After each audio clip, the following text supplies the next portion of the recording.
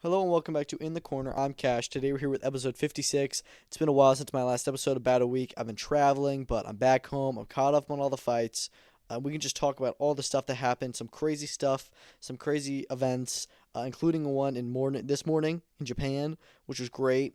Got a lot of great fights this weekend, which we'll talk about on the next episode. But for now, we're going to recap everything that happened.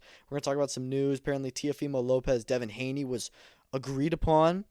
That looks like it'll no longer be happening after Teofimo Lopez's uh, most recent Twitter rant, which we'll talk about, targeted at Turkey Al Sheikh and his bounce back. So a lot of crazy stuff there, but let's get into the weekend's action. First off, with probably the biggest event, and that was in Glasgow, Scotland, is Josh Taylor lost for the third time in a row. This is one of the most shocking, I would say, maybe, against Eko Esseman. So coming into this fight, Eko Esseman, a really fun fighter, but always at European level. Never gotten into a world level fight. He's been waiting for it. He's been really, really fun to watch. And he finally gets his shot against Josh Taylor, former undisputed champion. He's making his Queensberry debut, his welterweight debut, hometown. Like this fight was built for him to get a good win against somebody that's not, Devin Haney level caliber at 147 pounds, and just get his feet wet, have a good, tough opponent, but one that he should be able to win. And he did not win. And, I was like, I think that Josh Taylor will win this fight if he still has it. If he may be washed. And after that fight on Saturday, I'm starting to question if he is washed. He went 19-0. He's now lost 3 of his last 3 fights. Arguably, he lost his last 4 fights if you count the Jack Catterall fight, which seemingly everybody thinks that he lost that fight. It's really been a bad run from him recently. And this fight, I feel like, was almost more important. There was no world title on the line, no big rivalry, but just to get his career back on track and show, look, I'm still here, I can still get a good win. And he didn't do that. I actually had him up in the first half of the fight, 5 rounds to 1. I thought he had a really strong first half of the fight, but he just lost everything. And this was clearly Esseman's game plan, was just to kind of let him punch himself out, tire himself out, and then do what Eko Esseman does. And his nickname is the Engine. He brings the power and the relentlessness late into the fight, and that's exactly what he did. I had him winning every single round of rounds 7 through 12, taking the 115-113 win on my scorecard. He won the fight actually by, I think, unanimous decision, which is pretty surprising given they were in Scotland. I thought the scorecards were very, very fair. 116-113, 116-112, and 115-113. Pretty much spot on. Again, I thought that Josh Taylor had a good first half of the fight, but just, man, after that midway point, stuff just started falling apart for him. He wasn't throwing enough. He was just getting hit too much. And again, he was never hurt at any point. It was just like, dude, come on, fight back. Like, do something. And he was just tired, it seemed. And I don't know, but I was really impressed with Esseman and his game plan and his sticking to it and trusting that he can come back in the second half of the fight. Because, on my scorecard, I had him down 5 rounds going into the second half of the fight. That's not good. To come back from that is really impressive. He looked great. He's calling for a world level fight. I had wanted to see him and Kona Walker. I just think that's an absolute bloodbath. I think he may be above that level now with that win over Josh Taylor. With that win over Taylor, he may be ready to go ahead and jump into real world level fights. I'm not really sure who that would be for him next. There's a lot of fun guys that he could get in the ring with. We'll just have to wait and see who that ends up being. But yeah, I'd totally be fine with him getting in there. He's got a WBO international belt, I want to say, something of that matter. So, likely we'll get a good ranking with them. Brian Norman Jr. is the champion. He defends against Jin Sasaki next month. So, I doubt that he'll get a world title fight next. But, maybe he'll get some kind of high-ranking fight there.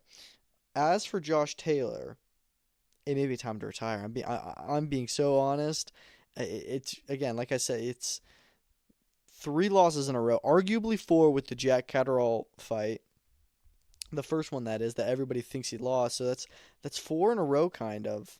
He only fought once in a year. The last time he really looked good in a fight was in 2021.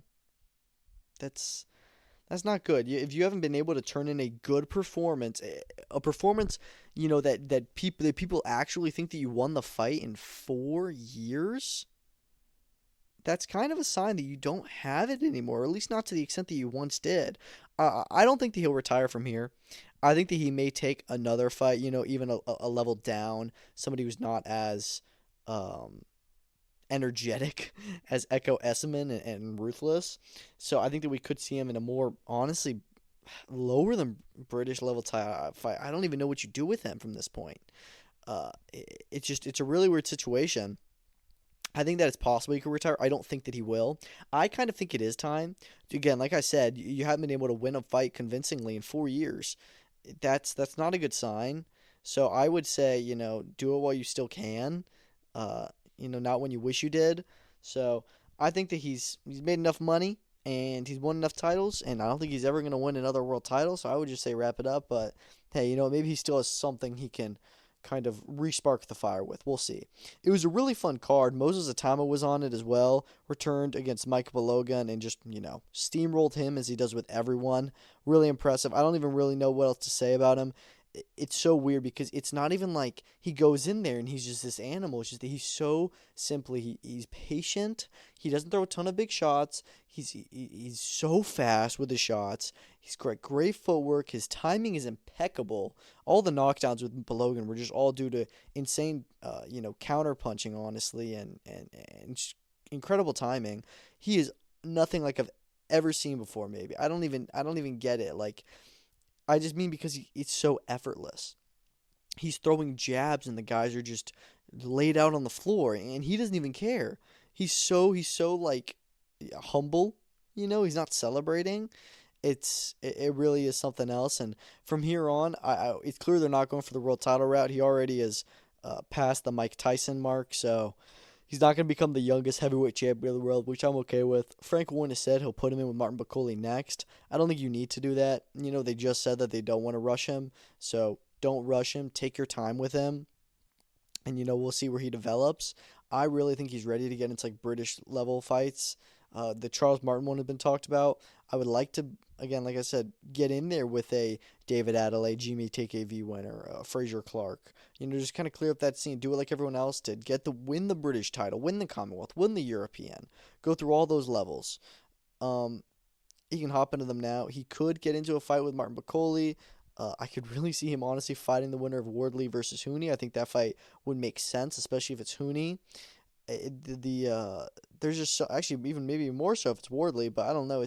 There's so many options for him. I'm really curious how slow they'll take him. I do say that I really want to step up, and what I mean by step up is somebody with a real name and somebody who is a top contender. It can be a British level guy, but I don't want to see him against guys that I never heard about. Dempsey McKean is really the only guy that we had heard of before that fight. I'd never heard of Mike Balogan. So I'd like to see him, in a real fight. I think he wins. I think he beats everyone. But I'd like to see him in a real one. Nathaniel Collins had a tremendous win over Lee McGregor. Just really honestly bulldozed him. 4 rounds, got the stoppage. The first 3 rounds, it wasn't, again, like it wasn't one-sided, but I had him winning all those rounds. In the round 4, I think he drops him 3 times. Just so impressive. Really great win. He's at featherweight, and he calls for a Stephen Fulton fight after. Probably not that far away from it. I think he's like he's high ranked with the WBC, so that was a really impressive win. I wasn't sure he was going to win that one. Lee McGregor coming off such a great win, and Nathaniel Collins hasn't fought in about a year, but he showed, he still got it. Alois Jr. won the Commonwealth title. Again, also bulldozing through David Jamieson for the in the 3rd round. So he's calling for the Vidal Riley fight. I love that. British and Commonwealth unify those belts. That's a huge fight. It's a really fun fight. A chaotic war, and I would love to see that one next. I could also see Alois getting it in with somebody like Chev Clark or John Hedges, but I think that Vidal Riley is the fight to make for that British and Commonwealth. So it was just a really solid card overall. You had a lot of really fun prospects on there. Marcus Sutherland was really impressive. Reese Lynch had his pro debut. He looked great. Aston Brown and Reese Porter, he beat him up in 1 round for the Scottish Area Championship, I think. A lot of knockouts on the card, surprisingly, for a British card. And I mean that mainly for the prospects, but it was a really fun night in Scotland. I enjoyed pretty much every fight on the card. And, yeah, Queensberry is putting on great shows. And it's crazy what's happening with Josh Taylor, but it could be retirement. It could be him getting back in a lower fight, or he could become a gatekeeper. We'll see what happens with him. This morning, big world title fight, actually two world title fights, in fact. The one that was more talked about, even though it was the co-main event, but everybody treated it like the main event, was Masanori Rikishi versus Eduardo Nunes. Sugar Nunes is finally world champion. He has waited for this fight for so long. He went to Russia to fight Rakimov and, stopped him. Then he had to wait, for a long time to get actually put in place, and then Kakache falls out in negotiations with him, vacates the belt, doesn't want to fight him right when he was there. Then it's into the fight with Rikishi, is to go again to another backyard in Japan, and he looks phenomenal. He didn't get the stoppage like he does pretty much every other time, but the first 3 rounds I thought were really strong from Rikishi. He was making it hard to get hit. It was hard to get hit, and was using his range and his length really well and keeping Sugar Nunes away from him. And it was honestly, throughout the fight, was landing maybe even bigger shots, and he was always competitive in there. It was never like he was only rarely, got hit with the big shot and kind of stumbled for a second. He never got knocked down. He was always there. He was always throwing back. But it was just a nonstop pressure from Sugar Nunes that I gave him rounds 4 through 12. I had him winning the fight 118 to 110, which may be a little bit wide. I think 117, 111 is very fair. I think 116, 112 is stretching it, but is okay. 115, 113, I don't like that card at all. I don't know how you can give Rikishi more than 3 rounds. I don't know how you can give him 5, but I thought that he looked okay. It was just that Sugar Nunes was on another level and was just nonstop. He would not let him breathe. He would not move away from him. It wasn't just that he was throwing a lot of punches. He was just standing right in front of him. And again, like I said, would not let him breathe. Fantastic performance. He's now the IBF super featherweight champion. So our champions at 130 are now Eduardo Nunes, Lamont Roach, and Manuel Navarrete and Oshaki Foster. That is a stacked division. There's so many fights available for him. We could revisit the Anthony Kakache one. That is just pure chaos. You have the Raymond Ford fight, which Matchroom are interested in making. That's a really great boxer versus puncher match. You got unifications with the other champs. Like I said, Navarrete is a bloodbath. The Foster one is another interesting fight. I like the Roach fight. There's just so many options to go from here, and he's finally got his world title. I'd kind of like to see him headline in Mexico. I feel like he's earned that by now, but I don't know if he's going to get that one next with Kakache and Ford fights likely being in Belfast or the U.S., so we'll see where they go with it from here, but really impressive performance, especially away from home. The main event was Yoshiki Takei, who defended his WBO bantamweight strap with pure ease. I mean, Yudapong Tongdi I didn't really know much about him. He was undefeated, comes into this fight, and I have to think it was within 30 seconds gets dropped. And it just looks uncomfortable. He gets dropped 3 times before the ref steps in. And, it's just all these big shots were hitting him, and he's just going down in the weirdest ways. And he just looked like he had walked in with a monster. Not in a way, but a monster. And didn't even know how to fight back. Really impressive from Takei. He's had some rocky performances with the Daigo Higa one, which was a fight of the year, but one that some people question if he really won it. He put those rumors to rest, and so no, I am the world champion. He called for Ryosuke Nishida, I think it was. I don't speak Japanese, but I think that was what he was saying. Him and Junto Nakatani are fighting. It looks like he wants the winner of that huge fight, which I love. It's a fantastic unification fight. And, he's the other Japanese champion, and get in there with him. You've also got Tenshin Nasukawa, which is a fight that they've talked about. I love that fight, too. Big step up for Tenshin, getting his world title shot, but I think he's competitive in there with Take. You also have Antonio Vargas, who is now the other bantamweight champion after Seiya Tsutsumi has become champion and recessed with an injury. A lot of good fights for Take. I'm curious who he'll go with, but, man, he really did impress me last night, or this morning, I should say. Also this weekend, we had some other world title action. Angelo Leo versus Tomoki Kameda. Angelo Leo was not the best performance. I had him winning the fight 115, 113. I don't think there's any argument that he won. One judge had a 114, 114. I don't hate that card. 116, 112. I also don't hate that one. It was close. It was competitive the whole way through. I thought that Angelo Leo had a much stronger first half of the fight than he did second. I gave Kameda, I think, 3 or 4 rounds in a row in the middle portion of the fight, and then I think that Leo just barely nicked it with the last 2 rounds. I think that fight kind of showed me where Angelo Leo's at. He's in there with Kameda, who is maybe more experienced and has been in there and the world title fights for a while, and probably is finished, probably ready to retire, which I think is good. But Leo looks good. I don't think he fought poorly or anything, but just showed me that I don't know if he's on the same caliber as some of the other champions in that division. It's full of killers. You have Stephen Fulton, who he's already lost to. I think that's maybe the most competitive fight. Nick Ball is an interesting one, but Rafael Espinoza is a monster. And you put that Angelo Leo in with the Rafael Espinoza that fought Edward Vasquez. Uh, that fight is going Rafael Espinoza's way, absolutely. So I don't think that he's the number one guy in the featherweight division. That is one of those divisions where everybody is a different number one fighter. He's not mine. He hasn't been. I still think that he's great. I just don't think that he's the best in the weight class. But curious who will be next for him. I just hope he gets more active. He won the title in August of last year and defended it, like over 9 months later. So I'd like him to be more active and get his next defense in quicker. Maybe it's a unification. We'll see. But he is definitely chasing the big fights. Co-main event, honestly, had more to talk about with Pedro Tataran beating Jinjiro Shigeoka in their rematch. Again, this was another close fight, if you ask me. I actually had the fight scored a draw upon first watch. I haven't watched it back, but one of the judges gave it to Tataran 118-110, which I thought was crazy. I'm fine with the 115-113 cards either way. I do think that Tataran, if either man were to win, it would have been Tataran. I just thought that Shigeoka was really competitive in there. But the big story out of this is that Shigeoka collapsed after the fight and, to my knowledge, is still not woken up yet.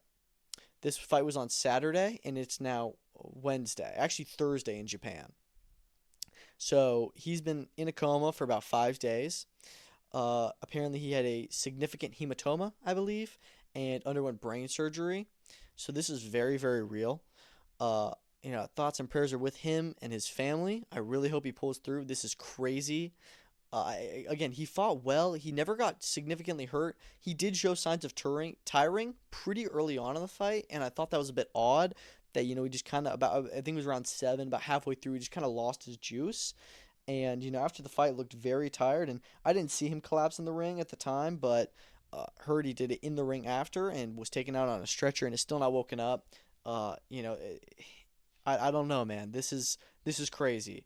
But yeah, I just really hope that he pulls through. It'd be a tragedy, and he's a champion. So yeah, let's see him pull through. Other than those world title fights, we also had one in Mexico with Wilibaldo Garcia, Rene Calixto 2. Really great fight. Really great fight. They bought for the IBF super flyweight world title. And listen, I'm going to be honest. I thought that Calixto actually won this fight. It was close, don't get me wrong, but I had him winning 116-112. So I was pretty, honestly, kind of confident that he should have gotten the card. I'm not going to yell robbery, even though I definitely think that he won. It was still a close fight. Split decision. There was 115-113 both ways and a 116-112 card that pushed it into favor for Garcia. Honestly, I wouldn't be mad if they did a trilogy. I doubt that they will because it's 1-0-1 between them, not 1-1. So it's whatever. But Calixto impressed me a lot. I just thought it was a really fun fight to watch. We'll see what happens next for them. They really could do the trilogy. It could just be a title defense. We know that Bam and Kafu are going to be unifying. You've got Puma Martinez, and then you've got Calixto, or excuse me, not Calixto, Garcia. So a unification could be next for the winner of this fight. Let's see what Wilibardo Garcia does next with his world title. It's possible Puma could go and track down that title again and say, I want that. It's possible that once Bam gets through Kafu, because I'm pretty sure he will, he could say, I want that belt. But looks like he'll get himself a money fight. And then also another world title fight, Terry Harper versus Natalie Zimmerman. GBM's first big show in Doncaster Stadium, or the Eco Power Stadium in Doncaster. They didn't sell a ton of tickets, I'm going to be honest. We were hearing they sold like 8,000. They only had like 1.5 section of the stadium really open, like with people in it. It didn't look great. I thought that the production of it was really top tier, but it wasn't necessarily the most packed out venue I've ever seen. I thought a lot of the fights were fantastic. Terry Harper looked really, really good in there. She won every round, honestly, or almost every round at least. I had her winning 99-91.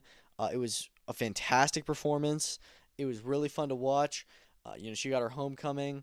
I could see her in a unification fight next with Beatrice Ferreira or Caroline Dubois. That's a really good division there.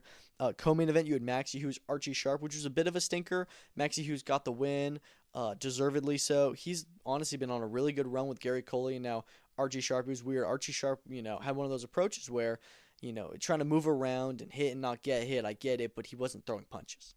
And that style only works if you're actually throwing punches. And you can't just run around the ring and not get hit because the judges are gonna see that and they're not gonna give you the round, and that's exactly what happened. So just a really poor game plan by him. Hughes signed with GBM after, which I wasn't terribly surprised by. I kind of thought he was already with them. They also signed Sean McComb, so they're getting some pretty decent talent over there. I am excited to see what he does next. He's like no top 5 with the WBA, I want to think. So he's got a really good spot there. We'll just see what GBM does with him. Hopefully they get him a big fight, but yeah, he had a really fun fight, or not a really fun fight, but a really great win. Hatham Lamuz edged out a win over Jimmy Joe Flint. James Flint obviously beat Campbell Hatton twice, and then came into this fight and injured his arm really early on, just in the second round, and was able to stick it out for 10 rounds and make him competitive. And listen, I might be crazy, but I thought Flint won that fight. Hands down, I had him winning 96-94. I thought that, it was obviously really rough once he injured his hand, but he figured it out and had a fantastic second half of the fight, I thought. And I understand most people think Lamuz won, and I'm not going to argue with them on that just because Flint did have only one arm. And maybe I'm swayed just by how impressed I was for how well he could fight under those circumstances, but I thought that he had tremendous grit. It was his hometown. He knew he had to show out and fought the whole fight with one arm, and I don't even know if it was his dominant hand. Really impressive stuff, but good win for Lamuz. It was a fantastic fight. Another fantastic fight on that bill was Reese Mold versus Louis Sylvester. Sylvester got the win there, deservedly so. I had him winning 97-93. I thought it was a clear win, but that was probably fight of the night. It was really, really fun stuff. They had not a lot of knockouts. In fact, I don't think that one of the fights on the prelims ended inside the distance, and it was in like the 6th and final round. So not the shortest night, but some really great, well-matched fights, some really fun ones. And yeah, I really enjoyed it. GBM is doing 2 back-to-back stadium shows after, never really doing shows above like 5,000 capacity probably. So a bit interesting, but they'll be in Galway next month with Kieran Malloy and some other fun fights on that card. And yeah, man, I'm really excited to see how far they go because they're putting on some good fights. Moving on from that, some other events that happened this weekend. You had the top tier show on Sunday. This was the only other one that happened. James Osborne versus Liam Forrest. It was a pretty fun card, I thought. For a top tier show, had some really well matched fights. In fact, the first fight of the night, Engel Gomez, who is a journeyman who you've seen on a lot of British, YouTube streams, really, always fighting the prospects, and more often than not losing. I actually looked at his record, and it seemed like he had started off his career with a lot of wins, and like hasn't really won since then. So it's a little bit weird how he just started off all right, and then for some reason has not won a fight since then, but he got his win, 40-36 actually, over Rory O'Hara, who made his pro debut. I had him winning 39-37, but very, very impressed. Very happy for him, too. He had a lot of class. If I was him and I had that many fights and never won and finally won, I'd be, going all around the ring celebrating. He immediately just went over and just like hugged the guy and moved on. And I thought that was a lot of class, but yeah, that was honestly my standout of the show, was just seeing him because, you see these guys fight more than the actual prospects themselves. They fight every other week. And so, yeah, it was cool to see him get that win. Main event was pretty fun. James Osborne looked really good for most of that fight. It was a really fun one. Took Liam Forrest's undefeated record. Not too much to say. Just a decent night of fights, which I wasn't expecting. Jermaine DeLoio, who is the nephew of Derek Chisora, I believe, had the only stoppage of the card with a 4th round TKO. I could be wrong, but I think he's the only one that had a stoppage. Kevin Revell and Morgan Selamuthu was a really fun fight. That was a draw. I thought Revell edged the fight. He's supposed to get like a Southern Area title fight. He fights on every top tier show. He's like 6-4, I want to say, but that was a really fun fight. I enjoyed that. Nina Hughes returned from her world title defeat. She actually was in a really close fight with Achieng, who was 4-11, which was able to win it. Questionably so, though. You could honestly argue that Achieng won that fight. Hughes was dropped in the final round, which was crazy. She got hurt early in the fight too. Just really surprising stuff, honestly, to see. But you always got to stay in your A game, and she got out of this one. But we'll see what happens in the next one. If she had lost tonight in a 6 rounder against somebody with that much of a losing record, that would not have been good for her career at all. But moving on from that, we're gonna get into the news, and we've got some good news going on. So the first thing I want to talk about is Teofimo Lopez's latest Twitter rant. So he said a lot of stuff, and I'll keep it brief. Essentially, the main tweet that was since been deleted was him calling Turkey Al-Sheikh a dictator. And the pause there was on purpose. You can spell out what I mean, but he, that's yeah, that's not the way you want to do business with this guy. He's very big on respect, and or really anyone. If he had done that to Bob Arum would have lost it. Bob Arum's got some spite to him, but same with Eddie Hearn or Ben Shalom or Frank Warren, anybody like that. They wouldn't have taken it lightly, and Turkey certainly won't. So it seems like Turkey and Teofimo will no longer be doing business. I don't know why this happened. I think he since apologized. Maybe Turkey put out some other stuff, a really mature answer, just saying, kind of vague, but talking something about maturity. I think is very immature from Teofimo. He's a very immature person, but he's funny. Apparently, Teofimo Devin Haney was agreed. It wasn't signed, but it was agreed on Tuesday night for a August 16th fight in Riyadh at 145 pounds, and that's now uncertain with Teo's rant. I'm going to bet that doesn't happen. With boxing, we're always so close to getting these big fights, and they fall through. It is interesting because we were obviously going to get the Devin Haney-Ryan Garcia rematch. Then Ryan Garcia lost his fight. Thought we could still get that. Teofimo versus Boots was being talked about. Teofimo says that Boots ducked him, and it looks like this could be the fight next, with Ryan Garcia apparently undergoing hand surgery and will be out for 6 weeks. 6 weeks of training, that is. An August date does not seem likely. Thought they would fight in October, but it seems like these guys are just kind of, they're each other's only option. It's still a great fight. It's still a fight we've been waiting to see for years, and they did both just have big wins on the Times Square card, or at least Teofimo had a big win. Yeah, I wouldn't mind seeing it, but I don't think that we will now. And again, this is just another example of boxing shooting itself in the foot, and guys getting out of control and not being able to, just hush. And I don't understand why Teo said that. I seriously don't know what his problem with Turkey was, but I don't know what Teo's going to do. I mean, he's already been talking about Top Rank pretty bad. They're definitely going towards the end of their deal. Now he's bad-mouthing Turkey. I mean, he's going to have nowhere to go. Nobody's going to want to take him. He's still a superstar, he's still a world champion, but you can't talk bad about everyone, especially not Turkey, when you just kind of got to glaze him and you'll get to the top. We're hearing that I don't know if there's been any reports yet, but word on the street is that UFC Noche on September 13th is going to be Volk versus Yair Rodriguez. Listen, I don't hate it. Yair did have a really good win on the same night as Volk, and he's definitely in line for the title, but I think that front of the line is clearly Movsar Evloev. I think that they definitely don't want Movsar to get the title shot because he's a bit of a Bilal situation, and he's never had a finish inside the UFC, which is worse than Bilal. So I see why they don't want him to get the title shot, but he has earned it. He has been waiting for a long time. I think that he deserves it. I'd like them to do that, but they need a Mexican fight for a headliner. Yair Rodriguez can bring that to them. He and Volk will be a banger, and I won't complain if they make it, and we'll probably get that announced pretty soon. So getting into some more crazy news, Delicious Ori, who just made his pro debut in April, has retired from boxing. Yes, I'm not kidding. This is a former British Olympian. He just fought in Paris this past summer. Signed with Queensberry, had his pro debut on their big DAZN debut show with Joyce vs. Hergovich.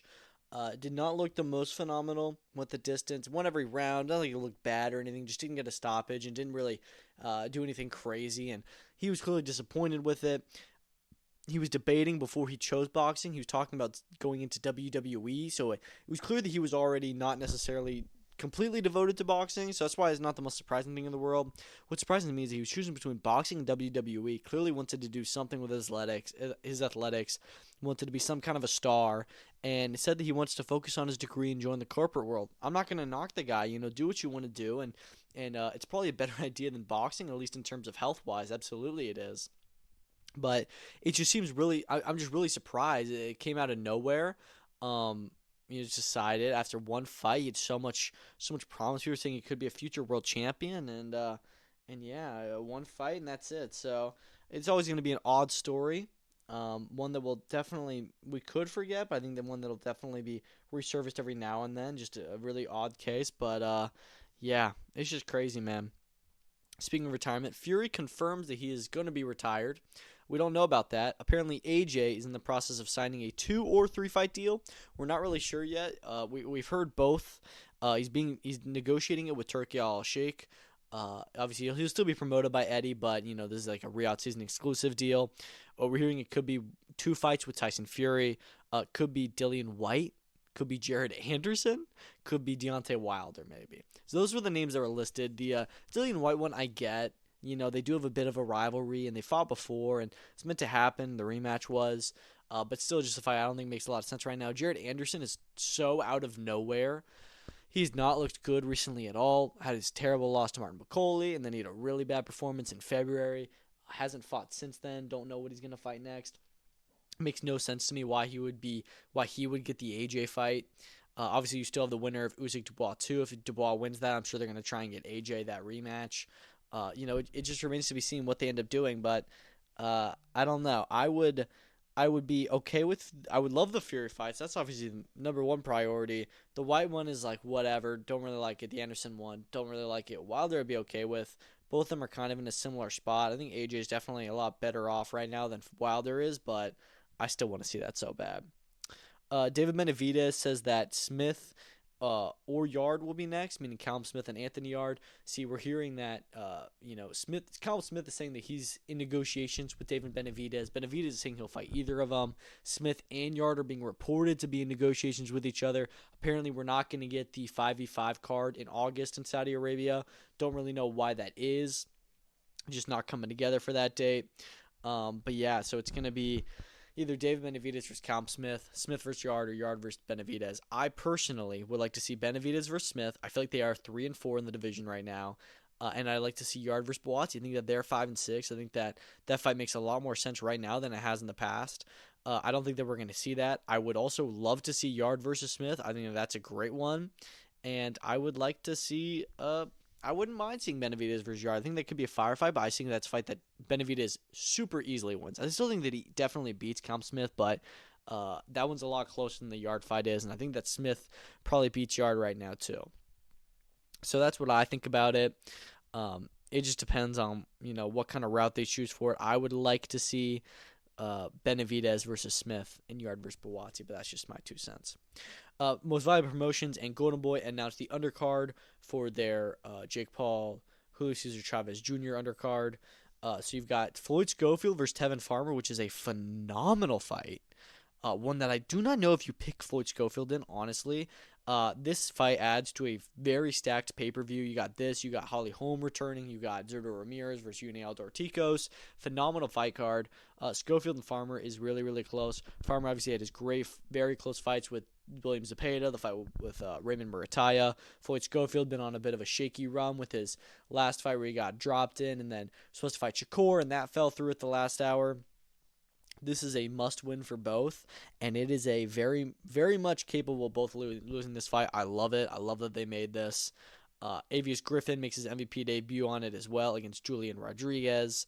Raul Carrillo returns against Victor Rodriguez. Not too familiar with Rodriguez. I'm really confused why Carrillo is not fighting Alexis Rocha again. They had a phenomenal fight in December. It was a draw.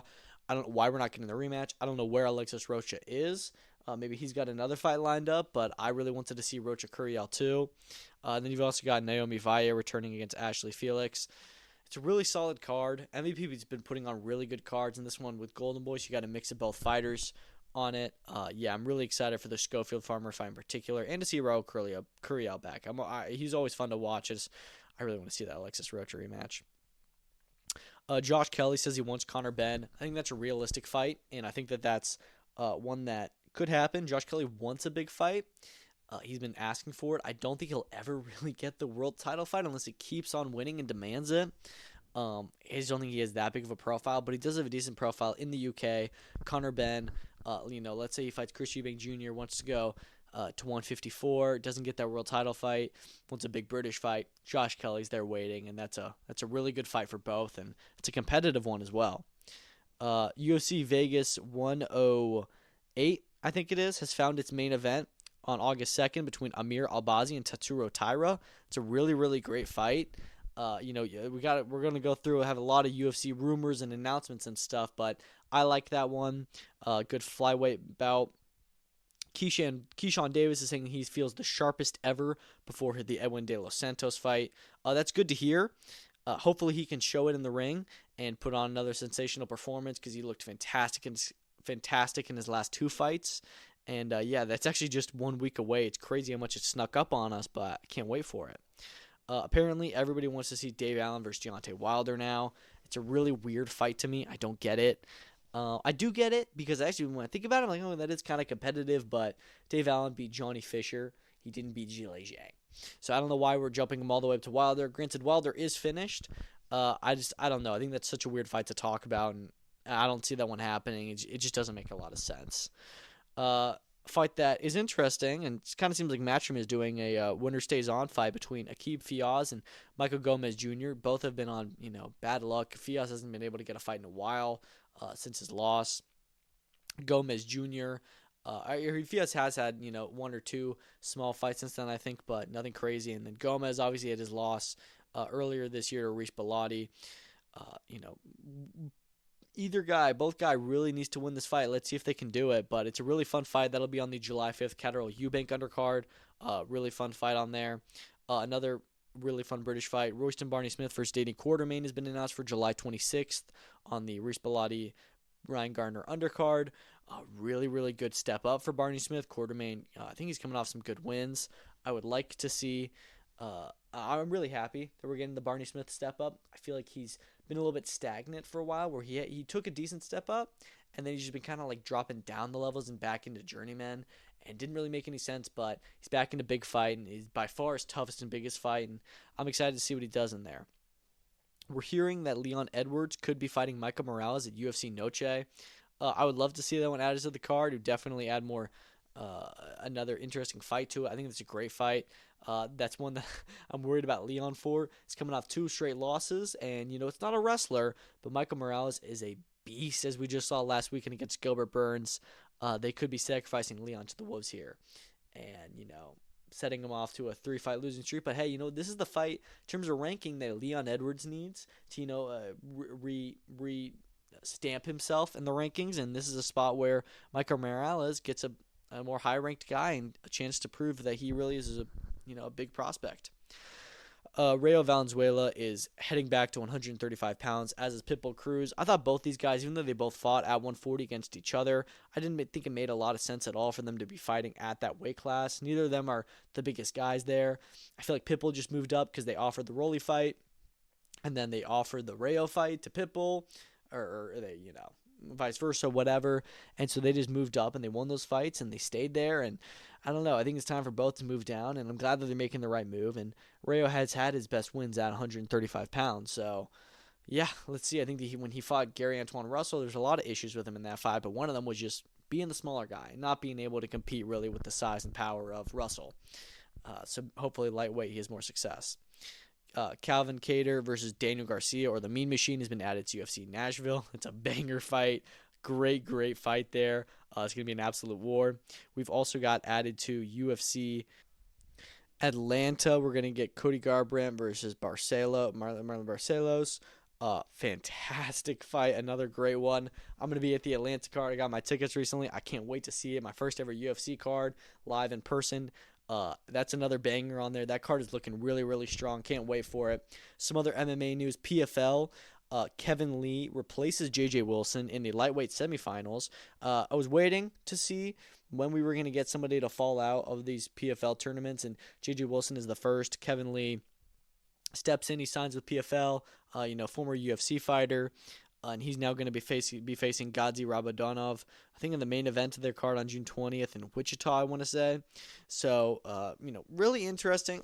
It's weird. I don't love it. I don't love somebody being able to jump into the tournament, into the semifinals, but what are you going to do if one of the guys is injured? There's nothing you can do about it. They've got dates that they need to fill, and they got to keep the tournament rolling. So, the game's the game. Speaking of PFL, we've also got AJ McKee versus Ahmed Magomedov and Corey Anderson versus Dennis Goltsov added to the PFL Cape Town card. I'm loving these PFL Champion Series cards. They got to make more of them because every time they do, they're just stacked. And I say stacked, they're the most stacked that PFL can make these cards. PFL doesn't have the best talent in the world, but they are definitely getting better at building out their cards. And this one on July 19th looks great. You've also got Reese Edwards versus Thomas Asamba on June 7th. Reese Edwards' other opponent, I can't remember who it was, but he pulled out. Thomas Asamba steps in. Really solid fight. Good fight for Edwards. Charlie Edwards had a really tough time against Asamba, and Asamba's a guy that definitely has been there, and he's former European champion, but somebody that Reese Edwards should be able to beat. I'm excited for that. It should be a good one. Don King has won the purse bid for Kubrat Pula versus Michael Hunter with $1.1 million. It's set for August 23rd in the U.S. No specific venue or even, state set. We'll find that out soon. Probably going to be in, Florida, I'm assuming. I don't know how Don King got $1.1 million to bet on this, but okay. Don King is not really good for boxing anymore. I know that he was the big promoter back in the day, but not anymore. And Michael Hunter signed with him, and it's kind of, really hurt his career. This fight is just crazy. This is technically for a world title, but he's got it. Winner's going to be facing Fabio Wardley, Justice Hooney most likely, and that's an interesting matchup. But I think that Fabio Wardley comes out on top against all those guys.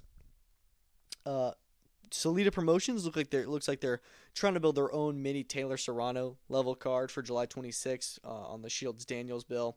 Samantha Worthington versus Victor Bitu will be for the WBA Interim Super Lightweight Championship.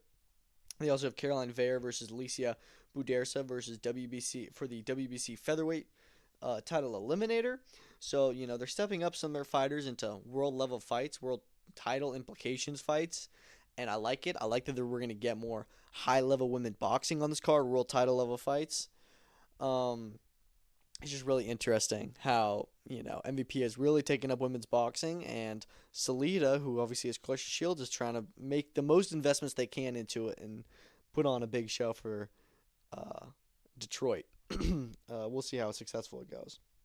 Amari Jones will be back July 19th on the BAM Kafu card.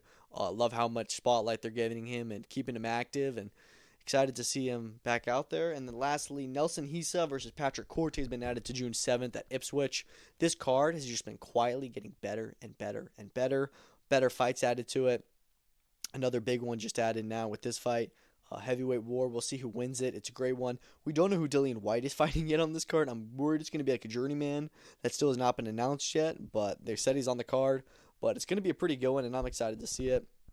It's all I've got for today. It was a lot of stuff.